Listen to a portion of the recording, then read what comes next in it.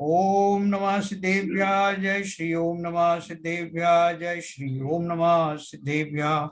मंगलम भगवान वीरो मंगलम गौतमो गणे मंगलम कुंद कुंदाद्यो जैन धर्मोस्तु मंगलम।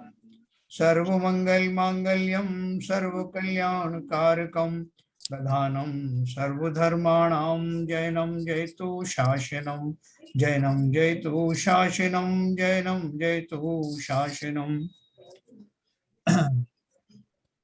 मैं भी आपको स्क्रीन शेयर आप बिना होस्ट बनाए नहीं कर सकते ना, तो मैं आपको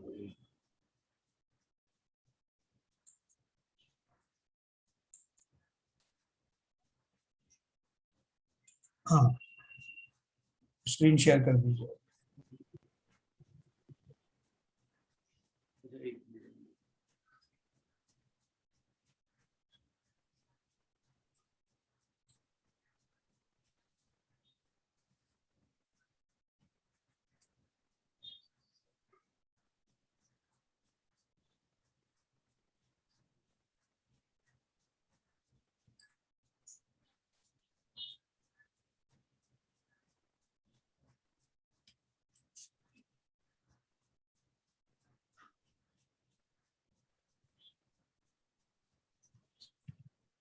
कल मैं ऐसा करूंगा कि ये स्क्रीन शेयर मैं ही करूंगा, वो उसको बुला करके बालक को वो अरेंजमेंट करवा लूंगा कि स्क्रीन शेयर मेरे यहाँ से ही हो जाएगा।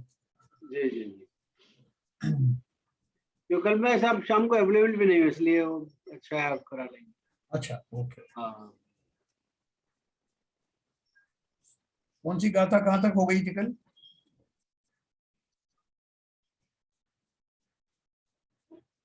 हाँ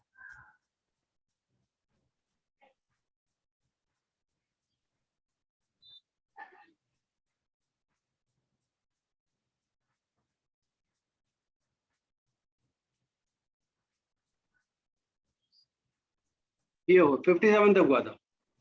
57 तक हो गया था। अच्छा 57 तक हो गया। ओके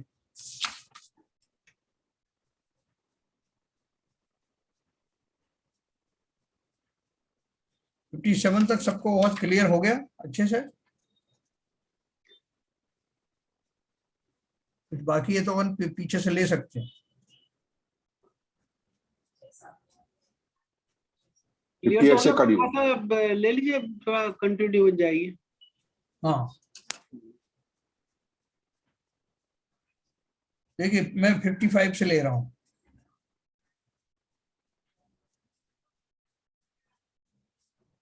हाँ कल मैंने ट्रेन में कनेक्ट करने की कोशिश की थी, बहन जी बोल रही थी जो, मगर वो इंटरनेट आ जा रहा था तो नहीं हो पाया। देखिए इसका अर्थ मैं करता हूँ। गाथा है 55। एक करोति हिंसा भवन्ति फल भागिनो वह वो विदधति हिंसा हिंसा फल भोग प्रभो प्रत्येक भवत्येक है। एक पुरुष हिंसा को करता है परंतु फल भोगने के भागी बहुत होते हैं, है ना। इसी तरह हिंसा अनेक पुरुष करते हैं परंतु हिंसा का फल भोगने वाला एक पुरुष होता है। अब इसमें थोड़ा नीचे करिए, इसमें भावार्थ दिया होगा, नहीं दिया। मैं भावार्थ दूसरी किताब में पढ़ता हूँ, टीका में ही है। हाँ इसमें टीका में दिया है। कहीं हिंसा तो एक पुरुष करता है और फल भोगता अनेक होते हैं। उसका उदाहरण चोर को फांसी की शिक्षा में मारता तो एक चांडाल ही है परंतु सर्वदर्शक रौद्र परिणाम करके पाप के भोक्ता होते हैं। बिल्कुल सही बात। देखो ये जो अपना ये होता है ना, वो साणों का वो युद्ध होता है, वहां पर क्या बोलते हैं केरला में, और इधर जो होता है ना जलीकुटी जलीकुटी जलीकुटी, हाँ और उसमें यही होता है। वो जो मारने वाले हैं उसको, जो गुस्सा कर पैदा करने वाले जो लोग हैं वो दो चार होते हैं, और जो उसको सब देखते हैं और बड़े खुश होते हैं, उन सबके रौद्र परिणाम होते हैं और वो सबको बराबर दोष लगता है, बहुत ज्यादा लगता है। कहीं हिंसा को बहुत पुरुष करते हैं परंतु हिंसा का फल भोगता एक ही पुरुष होता है ना। कहीं कहीं ऐसा भी होता ना कि जो है हिंसा तो बहुत लोगों ने मिल करके किया लेकिन वो हिंसा का फल जो है वो एक ही को मिला, उसका उदाहरण दिया उन्होंने। संग्राम में हिंसा तो बहुत पुरुष करते हैं, परंतु राजा स्वामित्व बुद्धि से उस हिंसा का प्रेरक होता है, अतः वही सर्व हिंसा के फल का भोक्ता होता है। ये दोनों एग्जाम्पल बहुत स्पष्ट हैं, तो इसमें आपको ज्यादा कुछ नहीं लगेगा। और देखो उसके पहले की जो गाथा थी उसमें एक बात आई थी कि कोई हिंसा पहले ही फल जाती है, कोई करते करते फलती है, और कोई कर चुकने पर फलती है। मेरे ख्याल से आपको क्लियर हुआ होगा। या उसमें खाली मैं एक एग्जांपल ऐड करना चाहता हूँ कि जैसे सातवें नरक में जो जीव जाते हैं वो कौन होते हैं, जिनके बहुत ही ज्यादा क्रूर परिणाम होते हैं, वो सातवें नरक में जाते हैं। तो सातवें नरक में जाने के बाद जब वो वहां से निकलते हैं तो बहुत सारे जीव सिंह की पर्याय में आते हैं। तो किसी ने क्वेश्चन पूछा कि भाई उसने अपनी क्रूरता का फल तो सातवें नरक में ही भोग लिया, अब आपने उसको क्रूर पशु का उसको अगर जो पर्याय मिली है तो वो तो उस पर्याय में हिंसा करेगा ही करेगा, वो उसकी मजबूरी है कि उसका स्वरूप ही ऐसा है उस पर्याय का, तो फिर उसको दोबारा दोबारा पनिश क्यों किया गया? तो उसका उत्तर ही ये था, मैंने किसी उस समय बताया था कि उसके पैकेज में ही था, उस हिंसा के फल में न केवल सातवीं नरक की हिंसा काटने का भाव, काटने का भाव था, बल्कि साथ में ही क्रूर हिंसक पशु बनने का भी उसके अंदर ही पैकेज में था। इसकी जो गाथा नंबर ऊपर की है 55 नंबर की, उसमें ऐसा ही लिखा है। उसमें लिखा है ये उसका उसी के अनुसार लिखा है, क्रूर भावों के कारण सातवें नरक में गया, वहां से उन्हीं भावों के परिणाम स्वरूप सिंह बना। अब सिंह बनने के बाद में उसको और हिंसाएं होती रहेंगी और उसको और दोष लगता रहेगा। यहाँ पे मेरी एक जिज्ञासा है भाई साहब जी जैसे अभी तक हमने ये पढ़ा है ना कि अगला भव का जो बंध होता है वो प्रेजेंट बंध में लगता है, नेक्स्ट भव का। हाँ। तो यहाँ पे दो भवों का कैसे बंध लग गया कि नरक में भी गया और उसके बाद सिंह का भी बन गया, तो दो भवों का कैसे बंध लग गया यहाँ? नहीं देखिए, इसमें जो अपन ने गाथा पढ़ी थी, गाथा नंबर 54 गाथा में, जरा थोड़ा नीचे करिए। हाँ देखिए 54 में ये बहुत क्लैरिटी से के साथ दिखाया है, कोई हिंसा पहले ही फल देती है, कोई करते करते फल देती है, कोई कर लेने के बाद फल देती है, और कोई हिंसा करने का आरंभ करके न किए जाने पर भी फल देती है। इसी कारण हिंसा कषाय भाव अनुसार ही फलित होती है। फिर उन्होंने उसका दिया था नीचे भावार्थ में, किसी जीव ने हिंसा का विचार किया था। देखो ये बहुत अच्छा है, इसको समझना हो। किसी जीव ने हिंसा का विचार किया था, परंतु वह तो नहीं बन सकी, किंतु उस विचार में जो कर्म बांधा था उसका फल उदय में आया। उदय में क्या आया? जीव ने हिंसा की और हिंसा का विचार किया, और उस समय किसी कारण से वो हिंसा नहीं कर पाया, लेकिन वो जो उसने विचार किया था, क्यों कषाय थे ना भाव, तो इसके फलस्वरूप उसका जो कर्म बंधा, उस कर्म के फलस्वरूप क्या फल आएगा? उसके अच्छा तो आएगा नहीं। उसका जो बुरा फल आया, वो बुरा फल ऐसा आया कि वो उसने जो हिंसा का विचार मात्र किया था, अब उसमें वो हिंसा करने की शक्ति भी आ गई और उसको वैसा संयोग भी मिल गया। तो वो किसके फलस्वरूप मिला? उसके पुण्य के कारण थोड़ी मिला। जैसा उसने वो पुण्य किया था इसलिए अब वो हिंसा को करने में समर्थ हो गया, क्योंकि उसने जो खोटा भाव किया था, उस खोटे भाव के फलस्वरूप उसका जो कर्म बना, वो कर्म ही फिर उदय में आया। और उदय कैसा आया? क्योंकि बुरा कर्म था तो बुरा ही उदय आया, और उदय इस रूप में आया कि अब उसने उस हिंसा को क्रियान्वयन किया। क्रियान्वयन करने के समय भी उसके क्रूर परिणाम रहे ना। तो पहले जो विचार पूर्वक जो उसने बांधा था कर्म, वही कर्म जो है, थोड़ा ऊपर करिए। हाँ देखिए इसमें लिखा भी है ना, हिंसा का जो विचार किया था वह कार्य भी बाह्य में बन गया, इस तरह हिंसा पहले ही फल देती है। यानी जो उसने हिंसा का भाव किया था, इसमें भी ऐसे ही लिखा है। देखो, किसी ने हिंसा का विचार किया, परंतु अवसर ना मिलने से उस हिंसा के करने के पहले ही उन कषाय परिणामों के द्वारा जिससे हिंसा का संकल्प किया गया था, बंधे हुए कर्मों का फल उदय में आ गया, और तब इच्छित हिंसा करने को समर्थ हो सका। मतलब जो भावों से जो उसने संकल्प किया था, उससे जो कर्म बंधा, वो कर्म जब उदय में आया, तो जो भावों में किया था कुछ क्षण पहले, वही एक अंतर्मुहूर्त के बाद उदय में आ सकता है कर्म। इतना मिनिमम अवधा काल होता है। तो उसने जो भाव जो बांधे थे, उससे जो कर्म उदय में आया उसने उसको फिर से जो है वो उस तरह के कषाय भाव करने की प्रेरणा दी, और इस समय उसको कार्यान्वयन करने की शक्ति भी आ गई, वो अवसर भी मिल गया। तो बोल रहे हैं कि ये जो हिंसा उसने करने जा रहा है उसके पहले ही उसको जो क्रूर परिणाम हुए, जो अवसर आदि मिला, वो उसके पहले ही पहले वाले कर्म के फलस्वरूप वो ये उसको दूसरी दशा मिली।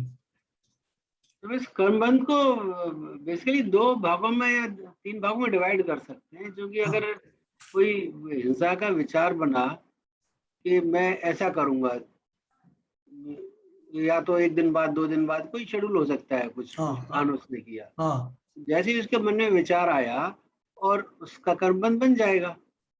मान लीजिए फिर उसने उस विचार को का क्रियान्वयन भी किया, तो हाँ, फिर एक कर्मबंध बनेगा। और मान लीजिए उसका विचार जो बदल गया और वो उस हिंसा को नहीं कर रहा है, तो अब कर्मबंध नहीं बनेगा जो क्रिया की वजह से बनना था। बराबर है ना, आपकी बात सही है, मतलब एक एंगल ये ऐसा भी होता, हाँ, लेकिन तो अगर कोई भी कर्मबंध के दो स्टेजेस होंगे। एक तो जो सबसे पहले विचार आना जरूरी, भाव बनना जरूरी है। भाव बना तो भाव बनते ही जो है कर्मबंध हो गया। बराबर, तो भाव को क्रिया रूप में कन्वर्ट कर दिया उसने, तो एक और कर्म, तो उसी वजह से कर्मबंध हो गया। हाँ, तो अभी सेकंड स्टेज में फिर हुआ ना उसका, वो तो बंद हो गया, यही तो बता रहे हैं वो। हाँ, मतलब किसी भी कार्य, किसी भी कषाय वध जो भी कुछ हम कर रहे हैं, वो हर केस में इस तरह दो तरह कर्मबंध होगा, 2 स्टेज में कर्मबंध होगा। अभी देखो, दो केस में, इस केस में क्या हुआ कि उसने जो संकल्प किया हिंसा करने का, उससे जो कर्म बंधा, कर्म बंधने से अब उसका उदय आएगा ना, हाँ, उसका उदय कैसा आएगा, अच्छा तो आएगा नहीं, है ना। उसका उदय में क्या आएगा, उसके उदय के स्वरूप से उसमें पुनः हिंसा के भाव और भी जागृत, ज्यादा क्रूरतापूर्ण होकर के बने आए, और उस समय में उसने उसको क्रियान्वयन शरीर के द्वारा भी किया, काया से भी किया।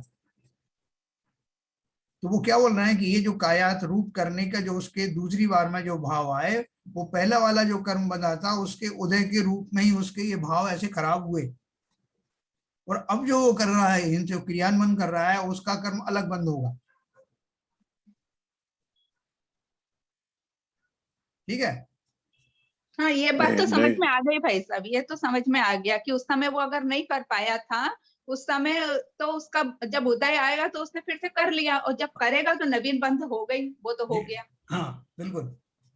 बस मुझे वो बात समझ में नहीं आई जो ये बात बताया कि 7वें नरक का भी भोगा, फिर उसमें सिंह में भी बना, तो मतलब 2 भव कैसे हो गए? एक भव तो गया नरक गति में, सॉरी, हाँ नरक में, और फिर दूसरा सिंह में आ गया, तो 2 भव का बंध एक साथ कैसे बंध गया? नहीं देखो, भाव की बात नहीं है, अभी ये कंटिन्यूटी मैंने आपको जो एग्जांपल दी वो आपके समझ में आया ना। ये तो समझ में आ गई बात, ये तो एक ही भव में चल रहा है। हाँ, तो एक ही भाव में चल रहा है, तो ऐसा दूसरे भाव में भी हो सकता है, किसी जीव ने ऐसा चिंतन किया कि इसको मार डालना चाहिए, और बाई चांस उसी की आयु पूरी हो गई। आप ऐसा ऐसा समझिए कि उसकी आयु जो है, उसको क्रियान्वयन करने से पहले ही कर्म तो बंध गया, लेकिन वो उस कार्य को क्रियान्वित नहीं कर पाया, हाँ, और उसके बाद उसकी दूसरी पर्याय में जन्म हुआ, हाँ, और दूसरी पर्याय में जन्म होते ही जरूरी नहीं कि उसने किया। आपने देखा होगा बहुत सारे जो मनुष्य हैं जो बदला लेते हैं किसी से, वो पूरे युवा हो गए, हाँ, उसके बाद में जाकर के उनको किसी के पूर्व ले जो है अपना बैर याद आया और उसका उन्होंने वध किया।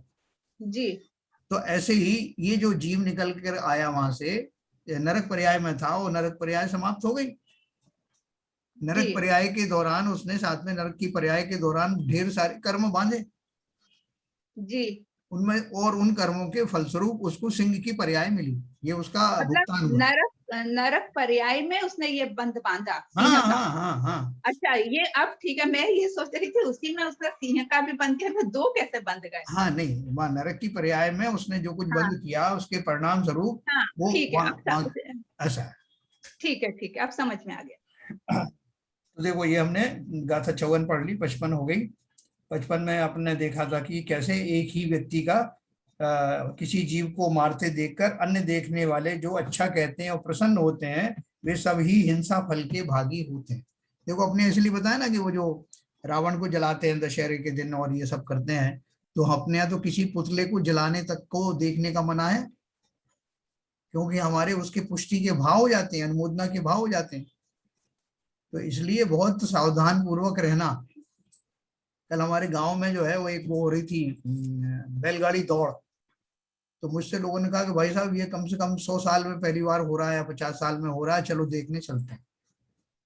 तो मैंने मना कर दिया। तो उनको समझ में नहीं आया कि इसमें क्या हिंसा है, उसको देखने में क्या हिंसा। बताइए आप में से कोई, बताइए कोई हिंसा है क्या उसमें? नहीं, जब जमीन में जब आप भागेंगे तो जमीन में बहुत सारे जीव हो सकते हैं, उनकी हिंसा हो सकती है जब जमीन में बैलगाड़ी की दौड़ हो रही है तो। अरे साहब वो जो प्रमाद ले रहे हैं actually, प्रमाद। बैलों को आप उत्तेजित हाँ। करोगे हाँ हाँ और उनको परेशान करोगे तो ये हिंसा ही तो है। हाँ। और आप भी उसमें भागी बनोगे। हाँ, दौड़ और तेज दौड़ और लगा चाबुक, उनके ऊपर प्रहार करेंगे आप उस तरह हाँ से, उनको चाबुक भगाने चाबुक और लगा।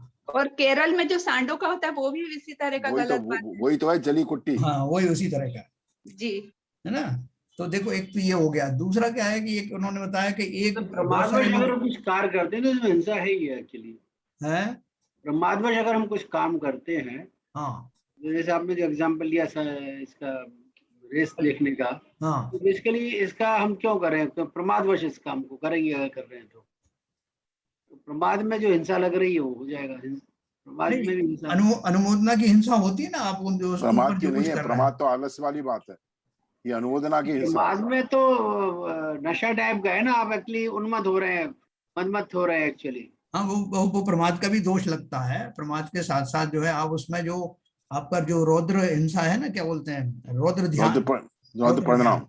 रौद्र परिणाम ध्यान, जिसमें किसी की हिंसा होते हुए देख के आपको अच्छा लगता है, तो वो रौद्र ध्यान में आता है। तो इसलिए आपको वो डबल डबल दोष लगेगा। अनुमोदना का अनुमोदना दोष से जो रौद्र भाव पैदा होंगे, ये रौद्र परिणाम बनेंगे, वो हिंसा है। अभी देखो अपन पिक्चर देखते हैं और अपन ये टीवी पे भी सीरियल देखते हैं। उन सीरियल को देखते देखते अपन एक दो दो उसमें वो बना लेते हैं, अपन दो पक्ष कर लेते हैं। जैसे कोई महिला देख रही है तो एक पक्ष सास वाला है और एक बहू वाला, तो उसमें से वो किसी एक की तरफ हो जाती है और उसमें उसकी वही धारा चलती रहती है कि अगर वो सास की भूमिका वाली स्त्री देख रही है तो सास से उसको सहानुभूति होती है, तो जो बहू कुछ करती है तो उससे उसको अच्छा नहीं लगता। ऐसे ही पिक्चर वगैरह हम देखते हैं तो अपन में एक हीरो एक विलेन हो जाता, और अगर हीरो मारता तो उनके तो बहुत बढ़िया और लगाओ इसको। हम अनजाने में ही उन रौद्र परिणामों के भागी बन जाते, हमको पता ही नहीं चलता बातों ही बातों में। पर जब वो उदय में आते हैं तो हम कहते हैं हमने भाई साहब आज तक किसी का जी दुखाया नहीं, किसी के बारे में ऐसी बातें करी नहीं, किसी का अपवाद किया नहीं, हमको ये दोष कैसे लग गए।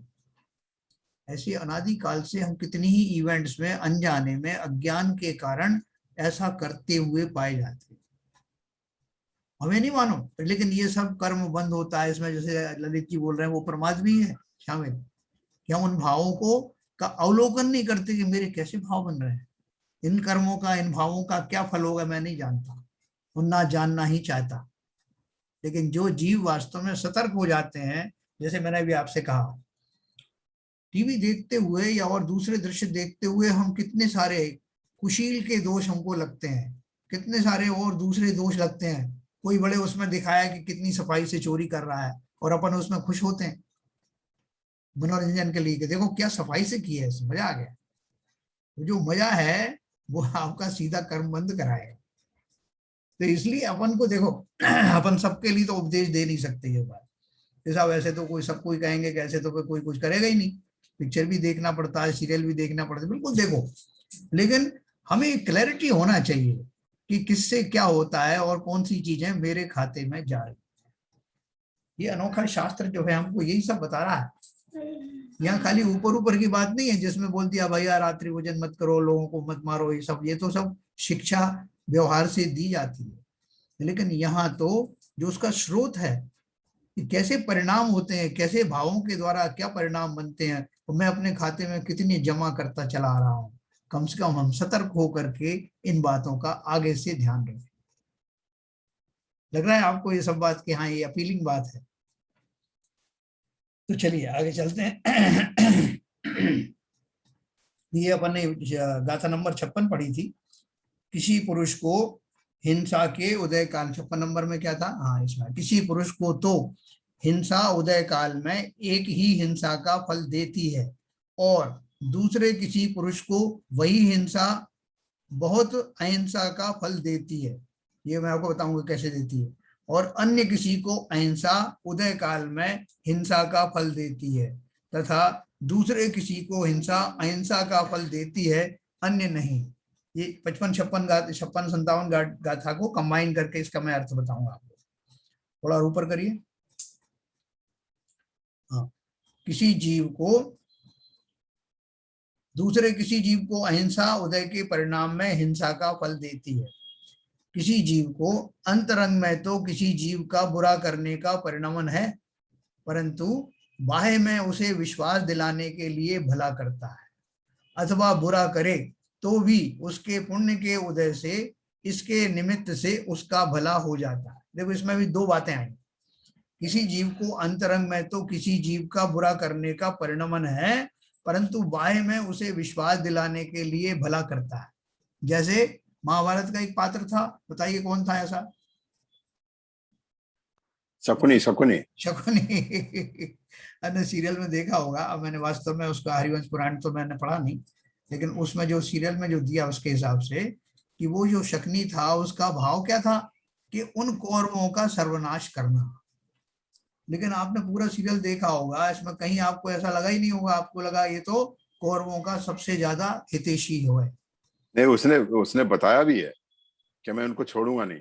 हाँ, वो अलग से उन्होंने बताया होगा। नहीं, अपन उन पात्रों को तो नहीं पता ना, कौरवों को नहीं पता। नहीं, उन पांडवों को नहीं पता, कौरवों को नहीं पता। पांडवों को नहीं पता, क्योंकि उसने न केवल पांडवों को नहीं पता, कौरवों को भी नहीं पता कि किसी को नहीं पता, किसी को नहीं पता, ऑडियंस को पता है। ऑडियंस को उन्होंने बता दिया इसलिए पहले से कि भाई ऐसा ऐसा है सिद्धांत। तो लेकिन उसमें क्या था, बुरा करने के लिए उनका वो भला बना, उनका हितैषी बना, जिससे कि वो उसकी बात मानने लगे। जैसा जैसा वो कहे वैसे वैसे वो पांडवों के खिलाफ करते रहे, जिससे कि वो युद्ध में कन्वर्ट हो जाए। ये सब उसका प्री प्लान था।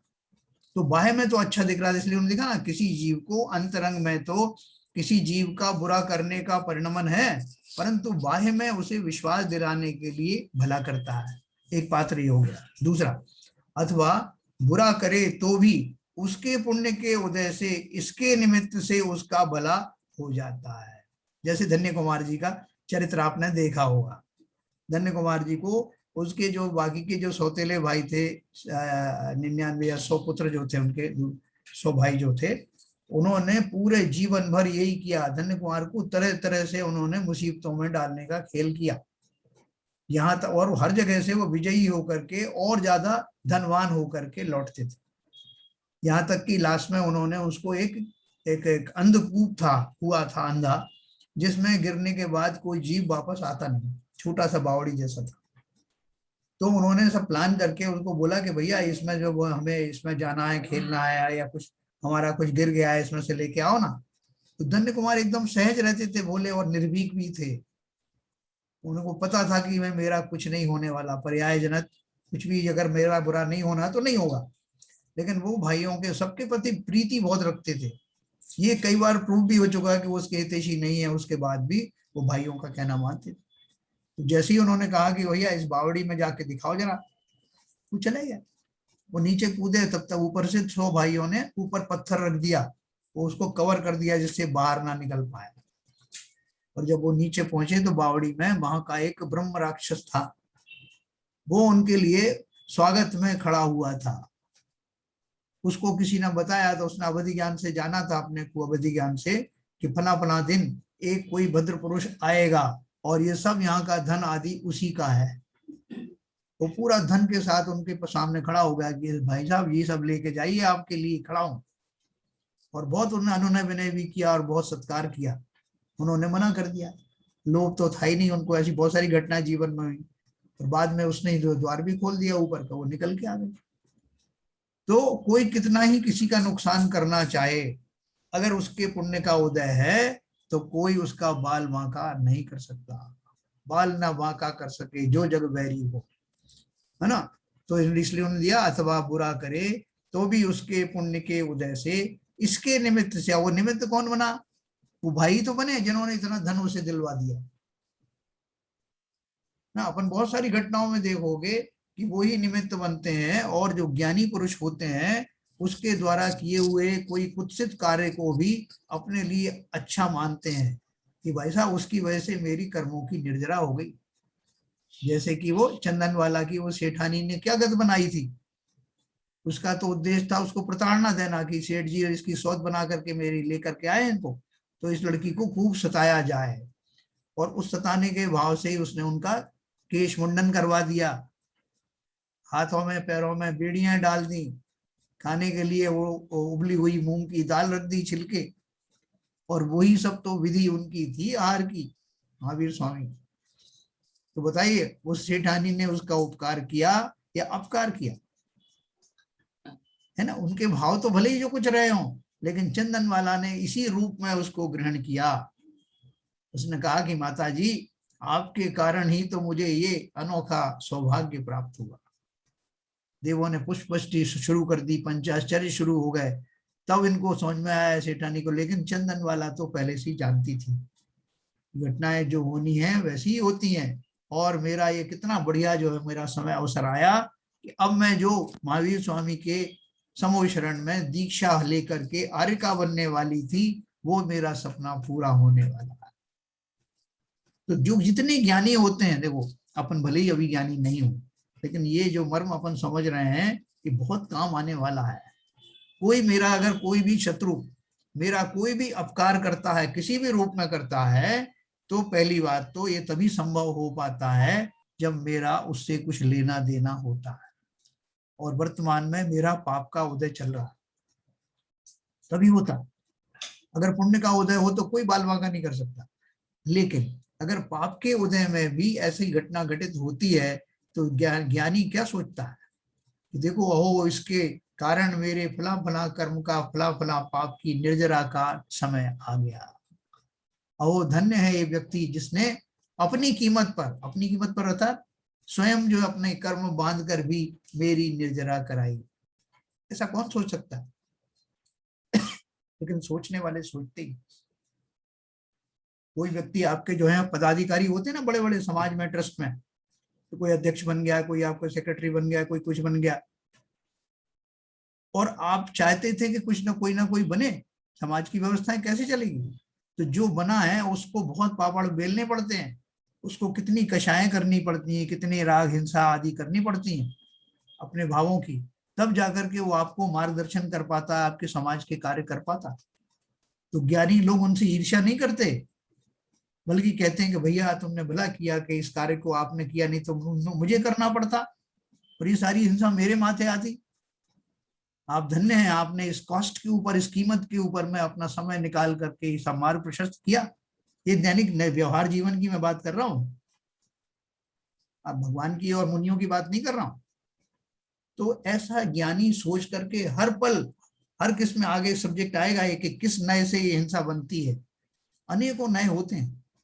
तो अगर हमने ऐसा चिंतन किया कि मेरे ऊपर जो आपत्ति आई है और जो आपत्ति जिसके माध्यम से आई है वो धन्य है, वो व्यक्ति ने मेरा नुकसान नहीं किया, बल्कि उसने अपनी कीमत पर अपने नए कर्म बांध करके मुझे इन कर्मों से निर्जरा करवाई, प्रोवाइडेड कि मैं उसमें शोकाकुल ना हूं, उसके प्रति आक्रोशित ना हूं, तभी मेरी वो निर्जरा होगी। ये सिद्धांत है। चलिए आगे चलेंगे। गाथा नंबर 57 हो गई, 58 पे चलेंगे।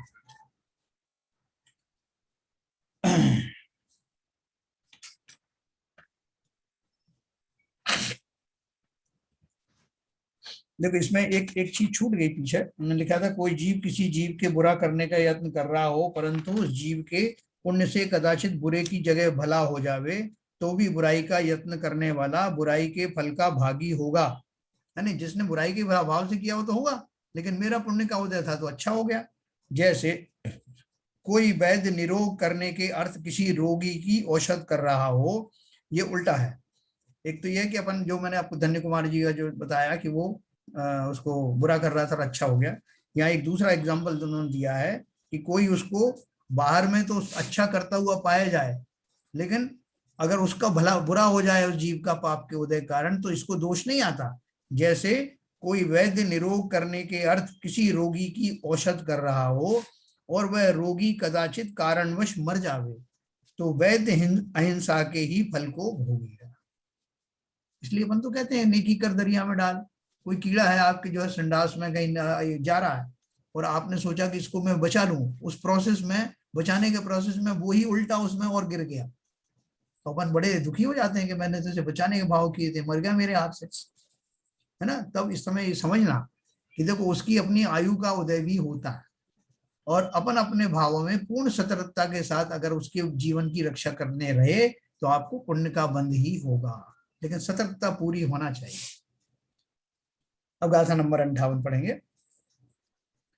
इति विविध भंग गहने सुदुस्तरे मार्ग मूढ़ दृष्टि नाम गुरुवो भवन्ति शरणम प्रबुद्ध नय चक्रस आचारा। इस प्रकार अत्यंत कठिनता से पार हो सकने वाले अनेक प्रकार के भंगों से युक्त गहन वन में, ऊपर करिए, मार्ग भूले हुए पुरुष को अनेक प्रकार के नए समूह के ज्ञाता श्री गुरु ही शरण होते हैं। तो इसका अर्थ समझाता हूं, टीका में दिया है, इस प्रकार सुगम पने जिसका पार नहीं पाया जा सकता, ऐसे अनेक प्रकार के भंग रूपी गहन वन में सत्य श्रद्धान स्वरूप मार्ग में जिसकी दृष्टि भ्रमित हो गई है, उसके लिए श्री गुरु ही शरण है। उनके द्वारा ही सत्य मार्ग का स्वरूप जाना जा सकता है ना। देखो क्या बता रहे हैं कि इस तरह अपन ने जो समझा कि हिंसा के कितने कितने आयाम हैं, कितने कितने स्रोत हैं, हिंसा कितनी प्रकार से हो सकती है, कैसे भावों के द्वारा, हिंसा के भावों के द्वारा दूसरों की अहिंसा हो सकती है, मेरे अहिंसा के भावों के द्वारा दूसरों की हिंसा हो सकती है। ये बहुत सारे कॉम्बिनेशन परमिटेशन है जो इन गाथाओं में कहे। तो हम जब इसमें उलझ जाते हैं तो श्री गुरु ही हमको नयों के माध्यम से हमको उसको सुलझाते हैं।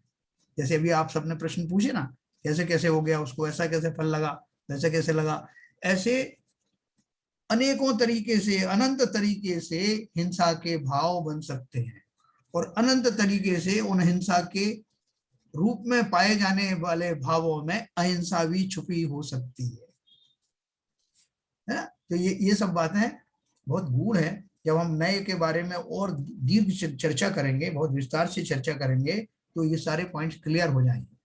फिलहाल तो यही समझिए कि जैसे नए अनंत होते हैं, वस्तु स्वरूप अनेक प्रकार से होता है, उन सब में मेरे भावों की ही महिमा है। जिस समय मैं कुछ भी भाव कर रहा हूं, उन भावों के द्वारा बाह्य में क्या घटित हो रहा है वो एक अलग प्रक्रिया है, क्योंकि उसमें वो सामने वाले जीव के पुण्य पाप भी उसके अंदर में समाविष्ट हो जाते हैं। लेकिन मैं तो अपने भावों पर इस तरह से कंट्रोल करूं कि मेरा भाव जरा भी चूका तो मेरा अवश्य ही अहित हो जाएगा। इसलिए अपने भावों में रक्षात्मक शैली में काम करना, हिंसा के भाव, जितनी प्रकार की हिंसाएं बताई हैं, उन सब हिंसाओं से बचना। हिंसानंदी, मृषानंदी, ये सारे जो है ना, जो रौद्र ध्यान के जो भेद हैं, वो सब समझ में आना चाहिए। जैसे मैंने आपको पिक्चर के माध्यम से बताया, टीवी के माध्यम से बताया। ये अवश्य है कि हम सब देखते हैं टीवी, लेकिन देखते समय अगली बार से इस सतर्कता के साथ देखना, इसमें मुझे क्या मिल रहा है। तो कहते हैं अरे वो सीरियल जो देखने का हमको जो रुचि होती है ऐसी उत्पन्न होती, और वो सीरियल दिखाने वाले इसका ही तो फायदा उठाते हैं कि देखा आपने पिछले वाले धारावाहिक में ये देखा था, अब आगे देखिए कि उसका क्या फल हुआ, उसने आगे क्या किया। हम बहुत रुचिवान होकर के आगे का दृश्य देखते हैं और आगे के कर्म बांधते हैं। तो भाई साहब जी भाई साहब इन गाथाओं से तो ये नतीजा निकलता है सब गाथाओं से कि जो भी हिंसा के बंद होते हैं अंतरंग परिणामों के आधार पर होते हैं, क्रियाओं से कोई लेना देना नहीं है। हाँ, वो तो अपन ने वो किताब भी पढ़ी थी ना, अभिप्राय वाली, क्रिया परिणाम अभिप्राय वाली। हाँ, यही तो था वो उसमें भी। और ये मतलब और क्लियर हो गया जी। उन इन गाथाओं से वो आपने पहले बताए थे, हाँ, वो और क्लियर हो गए। बिल्कुल। देखो क्रियाएं होना नहीं होना, सबसे बड़ी बात तो क्या, जो क्रिया है, अपन बोलते जरूर ने मन वचन काया, लेकिन काया आपकी है क्या? काया के से करने के भाव तो आप कर सकते हो, लेकिन काया आपकी नहीं है। लेकिन काया के माध्यम से अगर कुछ करने के भाव आ गए मतलब बहुत तीव्र आपके परिणाम ऐसे हो गए कि मैं आप शरीर से ही करना चाहता हूँ, न केवल गाली दी, न केवल उसको उसके बारे में बुरा सोचा, बल्कि उसको मारने के लिए अपना जो काय योग है उसका भी उपयोग किया। तो उपयोग आप कुछ भी करो, लेकिन उसमें टोटलिटी में तो आपके जो परिणाम है उन्हीं की बात होती है। तीव्र भाव तो इसलिए काया से भी परिणमित हुआ, लेकिन जैसा आपने कहा मुख्य रूप से तो मेरे मन में कितना जो है विष जनरेट हुआ, हिंसा रूपी परिणाम कितने बने, उसी से सारा फैसला होता है। ठीक है सर, ये क्लैरिटी रखना। मन में भाव उठते ही, स्वभाव से हटते ही हिंसा का प्रारंभ हो जाता है। तो देखिए इन्होंने बताया कि नयों के द्वारा आप जानना, तरह तरह जो इतना बताया ये भी लिमिटेड है, लिमिटेशन है इसके भी, आप इससे भी ज्यादा सोच सकते हो, इसके ऊपर चिंतन करना, और अपने को खुद पता लग जाएगा कि मेरा ये कृत्य जो है ये भी हिंसा से पगा हुआ था, हिंसा में ढला हुआ था। जब मैं किसी से दुर्वचन बोलता हूं तो क्या मैं एक बार भी सोचता हूं कि इस तरह के भावों से, इस तरह के मेरे शब्दों से दूसरे को क्या ठेस पहुंचेगी। वो कोई सहज भाव से कुछ कर रहा है और मैंने उसको व्यंग्यात्मक बोला, अच्छा इसलिए कर रहे हो, आप दिखाना चाहते हो कि आप मेरे हितैषी हो, और वो वास्तव में आपके मन से कर रहा था। उसको जो ठेस लगी वो हिंसा का किसके खाते में जाएगी। ऐसी बहुत सी बातें होती हैं।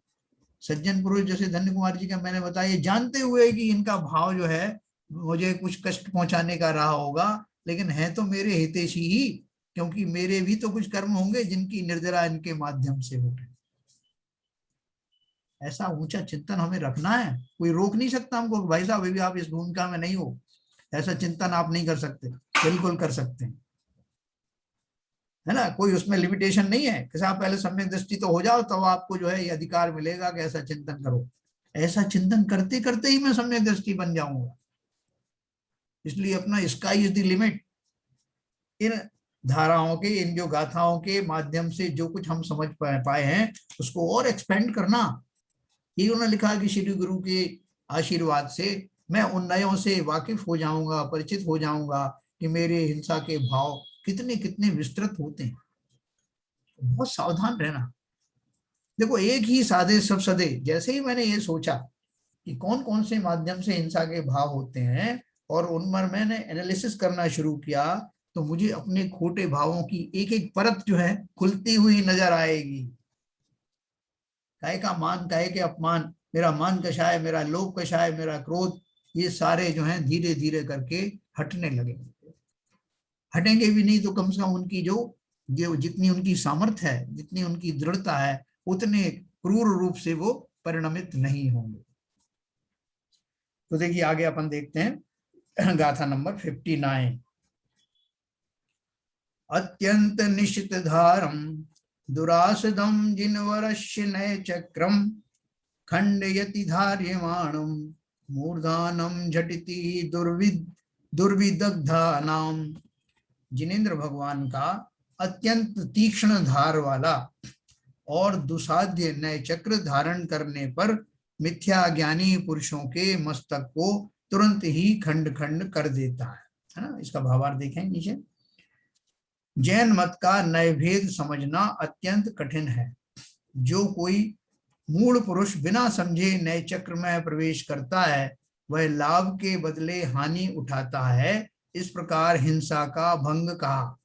देखो ये भंग जो आते हैं ना, भंग का अर्थ क्या है, अभी आपने नए नहीं पढ़े ना इसलिए भंग पता नहीं। एक तो सप्तभंग आता है, अपन ने उसमें पढ़ा था जैन धर्म जानिए में। सप्तभंग कौन से होते हैं कि कोई भी बात को 7 प्रकार से कहा जा सकता है, उससे ज्यादा से नहीं कहा जा सकता। और यहाँ जो अपन जो भंग इसकी बात कर रहे हैं, हिंसा के भंग मतलब समय सार आदि जितने ग्रंथ है ना, उसमें वो परम्यूटेशन कॉम्बिनेशन बहुत सारे बताए गए, वहां उनको भंग कहते हैं। जब अपन पढ़ेंगे समय सार आदि जब पढ़ेंगे, और इवन जो गुम्मट सार की गाथाओं में भी इस तरह के भंग पाए जाते हैं, तो आपको मालूम पड़ेगा कि कैसे परम्यूटेशन कॉम्बिनेशन होते हैं जिनको भंग कहा। बहुत विस्तृत से चर्चा है। देखो जैन धर्म का इतना व्यापक जो है उसका स्वरूप है कि अगर हम उसको जानने के लिए कटिबद्ध हो जाएं कि मैं जान के रहूंगा कि क्या क्या मर्म है। अभी तो देखो शास्त्र कितने कम हैं, द्वादशांग वाणी में से कितने कम जो है, पूर्व तो रहे ही नहीं, अंग भी नहीं है, लेकिन उन अंगों के, उन पूर्वों के कुछ अंश जो अभी तक विद्यमान थे, उनसे जो शास्त्र रचित हुए, उन्हीं में ये नए भंग वगैरह हैं घुमटसार आदि में। अगर हम इन्हीं को जानने पे तुल जाएं कि मुझे तो ये समझना है, तो आप सच मानिए जीवन के कोई भी क्षण ऐसे नहीं है जिन्हें कहीं और यूज में कर पाएंगे। सारा समय आपका इसमें लग जाने वाला है। ये बहुत अजीब, बहुत बढ़िया बात है। इसमें से जितना जितना आप कर सकते हैं अपने जीवन का, जितना समय इसमें देते रहेंगे, वो भी कम पड़ेगा। इसका ये अर्थ मत लगाना कि जब साहब इतना विस्तृत है तो मैं काहे को इस चक्कर में पड़ूं। तो मुझे व्यवहार भी तो करना है ना। आप तो मेरे सब कुछ रोके दे रहे हो, ना शादी में जाने दे रहे, ना ब्याह में जाने दे रहे। हर जगह आपने कर दिया। नहीं, आप खुद ही नहीं जाओगे। आप इतने रुचिवान हो जाओगे कि भैया मैं अपना जितना समय मिला इस पर्याय में, और जितना ज्ञान अभी मौजूद है उतना तो अवश्य ही करूंगा। जब मैं अवश्य हो जाऊं तो बात अलग है, लेकिन जितनी पूरी सामर्थ्यवश इसको जितना समझोगे आप बहुत प्रफुल्लित रहोगे। और दो फायदे होंगे। एक तो आपका समय बहुत अच्छा जाने वाला है, समय तो सबको निकालना ना। दूसरा, आपका इस समय जो आपके राग द्वेष आदि हैं वो मंद होने के कारण पाप का बंध कम और पुण्य का बंध ज्यादा होगा। और तीसरी बात ये, इस प्रक्रिया में इस तरह के चारित्र पूर्वक धारण करते पूर्वक न केवल आप सम्यक दर्शन की प्राप्ति करेंगे, सम्यक दर्शन की और सम्यक ज्ञान की प्राप्ति करेंगे, बल्कि अपने जो चारित्र में वृद्धि करते हुए, क्योंकि आपकी कषाय मंद होंगी ना, उस कषाय मंद को भी एक अपेक्षा से चारित्र ही कहा, उस चारित्र का पालन। तो तीनों आप इसी भाव में कर सकते हैं। कम पड़ जाएगा समय हमारे पास अगर हमने ये सोच लिया कि मुझे ये जिनवरस्य नए चक्रम जानना है। इसकी अलग से पुस्तक है मेरे पास, जिनवरस्य नए चक्रम। बहन जी ने भी अलाप पद्धति वगैरह पढ़ाया था। ये बहुत अनमोल चीज है, ये किसी और दर्शन में मिलते नहीं। और सौभाग्य से आप और हम सब ने अपनी बुद्धि को इतना सूक्ष्म कर लिया है कि अब थोड़े दिन बाद ही आपको वो नए भी अच्छे से समझ में आने लगे। ठीक है, तो उन्होंने यहाँ पे इतना ही आपको हिंट दिया है। इस प्रकार हिंसा का भंग कहा है। भंग का अर्थ ये है नए की अपेक्षा से। अब हिंसा के त्याग का उपदेश करते हैं। देखो, ये चरणान योग की पुस्तक है और इतनी देर तक हमको चरणान योग में जैसे उपदेशात्मक होती ना, उस शैली में आचार्यों ने नहीं बताया। जो हमारा बैकग्राउंड बना दिया कि हिंसा कितने प्रकार से होती है, क्या क्या होता है और हिंसा से क्या क्या घटित होता है, अब वो हमें उपदेश देंगे तो हम उसको सहज ही स्वीकार करेंगे। तो उन्होंने क्या उपदेश दिया सुनिए। गाथा नंबर 60। अवबुद्ध्य हिंसक हिंसा हिंसा फलानि तत्वेन नित्यं वगूहमानै निर्जिशक्त्या त्यज्यताम हिंसा। निरंतर संवर में उद्यमी पुरुषों को यथार्थ रीति से हिंसक हिंसा और हिंसा का फल जानकर अपनी शक्ति प्रमाण हिंसा छोड़नी चाहिए। देखो, जो मैंने आपको ये पहले बात बता दी वैसी गाथा यहाँ आई है। क्या बता रहे हैं? टीका में दिया है, संवर में उद्यमी जीवों को, यानी जो जीव संवर करना चाहते हैं, संवर में उद्यमी जीवों को सदैव अपनी शक्ति से हिंसा का त्याग करना चाहिए। उस सामर्थ्य में, शक्ति में वो सब शामिल हुआ जो मैंने आपको बताया। अब देखो, बहुत सारे स्वाध्यायी हैं, अब वो पिक्चर भी नहीं देखते। वर्षों में कभी गए होंगे थिएटर विएटर, कभी बच्चों के कहने पे तो गए होंगे, अंदर से उनके भाव नहीं आते। टीवी पे नहीं देखते, सीरियल देखने बंद कर दिए। अब देखते हैं तो टीवी पर तो देखते हैं कि कहाँ दीक्षा समारोह हो रहा है, कहाँ जो है अभिषेक हो रहा है, शांति धाराएं हो रही, वही इतना आता है अपने भरपूर। इसका हमें लाभ उठाना चाहिए।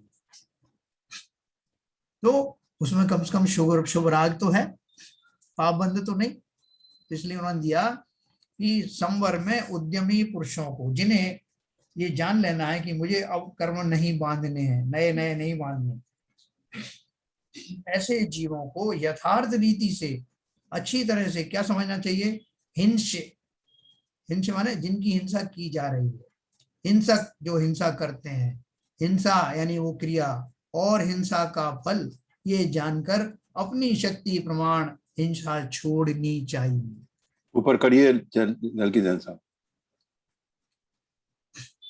संवर में उद्यमी जीवों को सदैव अपनी शक्ति से हिंसा का त्याग करना चाहिए। जितनी हिंसा छूट सके उतनी छोड़ना चाहिए। किस प्रकार? तत्वेन हिंस हिंसक हिंसा हिंसा फलानी अवबुद्धि यानी यथार्थ रीति से हिंस हिंसक हिंसा और हिंसा का फल, इन चार भावों को जानकर हिंसा का त्याग करना उचित है। इन्हें जाने बिना त्याग नहीं होता और यदि किया भी गया हो तो कार्यकारी नहीं होता। देखो ये बहुत बढ़िया इन्होंने उसको हमें चारों बातों के बारे में उनका भेद बताया, परिभाषा। ये मैं आपको सुनाता हूं, उसके बाद अपन समाप्त करेंगे। पहला है हिंस। हिंस कैसे कहते हैं? जैसे मैंने आपको बताया, जिसकी हिंसा हो उसे हिंस कहते हैं। अपने भाव प्राण अथवा द्रव्य प्राण तथा परजीव के भाव प्राण या द्रव्य प्राण, यह हिंस के भेद हैं ना। हिंसा किसकी हो सकती है, किस किस की हिंसा की जा सकती है? अपन को जब ये कहें कि किस किस की हिंसा की जा सकती है तो तुरंत दूसरे जीव ही दिखाई देते हैं। इनकी हिंसा हो सकती है। आप चींटी को बचा लो, मच्छर को बचा लो, बाकी सामने जो आदमी खड़े हैं उनकी हिंसा करते रहो, भावों से करते रहो, उसको हमें समझ में नहीं आता था। अब ये क्लैरिटी आ गई है कि इस हिंस में यानी हिंसा जिनकी की जा सकती है उसमें अपने भाव प्राण अथवा अपने ही द्रव्य प्राण, अर्थात शारीरिक रूप से अपने आप को सताना। सताने का अर्थ क्या है? जिन भावों से आप अपने आप को भोगरत होता मानते हैं, मैंने भोग भोगे, वास्तव में वो अपने ही शरीर को, अपने ही द्रव्य प्राणों को संकट में डालना, कष्ट में डालना पाया जाता है। उस एंगल से देखना पड़ेगा। तो अपने भाव प्राण भी हिंसा की जा सकती है, अपने द्रव्य प्राणों की जा सकती है, पर जीव के भाव प्राण या द्रव्य प्राण या दोनों, ये भी इसकी भी हिंसा की जा सकती है। अथवा एक इंद्रिय आदि जीव समास के भेद जानना, अथवा जहां जहां जीव के उत्पन्न होने के स्थान है वह जानना चाहिए। उनका यथाख्यात वर्णन होता ही है। यहाँ हिंसा के भेद में नहीं है, ये उन्होंने बताया है कि जिन किस किस की हिंसा होती है उसको जानने के लिए पूरा जीव समास पढ़ना। अपन ने जीव समास पढ़े थे ना, जैन धर्म जानिए भी पढ़े थे। मतलब जीवों की उत्पत्ति कहाँ कहाँ होती है, जीव कहाँ कहाँ पाए जाते हैं, वो सब अपन ने पढ़ा था। योनियों की अपेक्षा से पढ़ा था, 84 लाख योनियों के हिसाब से गति के अनुसार पढ़ा था। और एक इंद्रिय में सूक्ष्म है, बादर है, ये सब पढ़ा था ना जीव समास के बारे में। मैं फिर से कभी मौका आएगा तो आपको सुनाऊंगा। तो इस तरह से ये हिंसा है, हिंस की बात कही। और हिंस में मुख्य रूप से तो दो ही हैं, द्रव्य प्राण और भाव प्राण। भाव प्राण और द्रव्य प्राण मतलब, और भाव प्राण तो मेरे ही है ना, मैं अपने ही बात करूं, दूसरों की तो हिंसा होगी बाद में होगी। सबसे पहले किसकी हिंसा होगी? मेरे भाव प्राणों की, मेरे ही द्रव्य प्राणों। उनसे बचोगे तो बाकी जीवों के प्रति आपकी हिंसा वैसे ही छूट जाने वाली, कम से कम संकल्पी हिंसा तो नहीं होगी। तो ये हो गया हिंस, किस किस की हिंसा की जाती है, की जा सकती है। दूसरा है हिंसक। हिंसा करने वाले जीव को हिंसक कहते हैं। वहां प्रमाद भाव रूप से परिणमन करने वाले अथवा अयत्नाचार में प्रवर्तन करने वाले जीव को हिंसक जानना है। जो हिंसा करता है प्रमाद भाव रूप से भी करता है और बिना देखे समझे अयत्नाचार में प्रवर्तन करने वाले जीव को हिंसक जानना। कितनी बारीक डेफिनेशन है ये। आप तो कहोगे साहब हिंसक का अर्थ है कि जो गोली बंदूक चलाए, तलवार चलाए, किसी को घात कर दे, खा जाए। यहाँ तो बहुत सूक्ष्मता है, वो तो बहुत बड़ी बड़ी बातें हैं। अयत्नाचार पूर्वक प्रवर्तन करना, मैंने अभी किताब उठा के जोर से पटक दी टेबल पर और धम धम करके चल रहा हूं। सवेरे गैस चूल्हा ये वो सब जो कुछ है बिना देखे बिना शोधे उसका उपयोग करता हूँ। जहां भी जाता हूँ कोई विवेक नहीं रखता हूँ। तो मैं किस कैटेगरी में आता हूँ? मैं पापाचारी हूं, मैं हिंसक हूं। कितने जीव मर जाते हैं मेरे एकमात्र, कितने छोटे छोटे जीव होते हैं।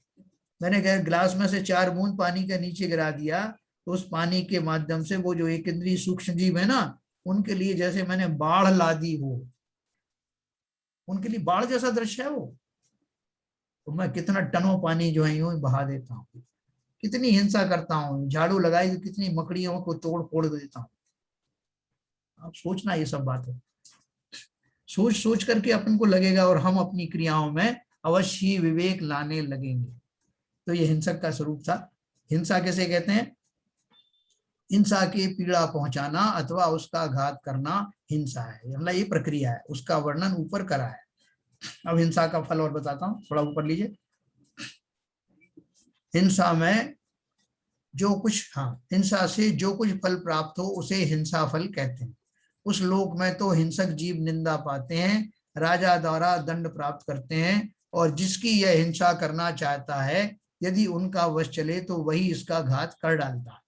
ये जो हिंसा का फल है, इस टॉपिक को अपन कर लेंगे, विस्तार से समझेंगे इसको ना। अपने इसको अर्थ तो अपन समझते ही हैं, तो इसको कल अपन विस्तार से पढ़ेंगे। अभी समय हो गया है, सबके समझ में आया ये सब?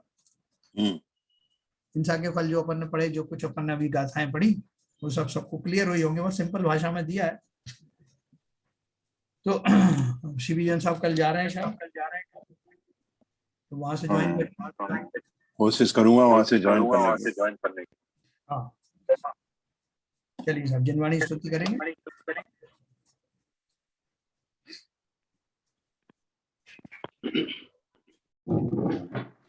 मिथ्यातम नाश को ज्ञान के प्रकाश को भास को भानु शिवा छह द्रव्य जान विधिवान पर की छान अनुभव बताए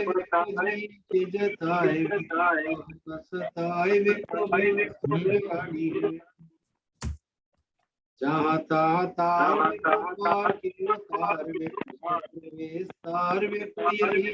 वाणी है। हे जिनवाणी भारती तो जपुंदर है, जो तेरी शरण गए सो पावे सुख है। जिनवाणी के ज्ञान से वाणी मस्तक धरो सदा देते दो। जिनवाणी माता की जय।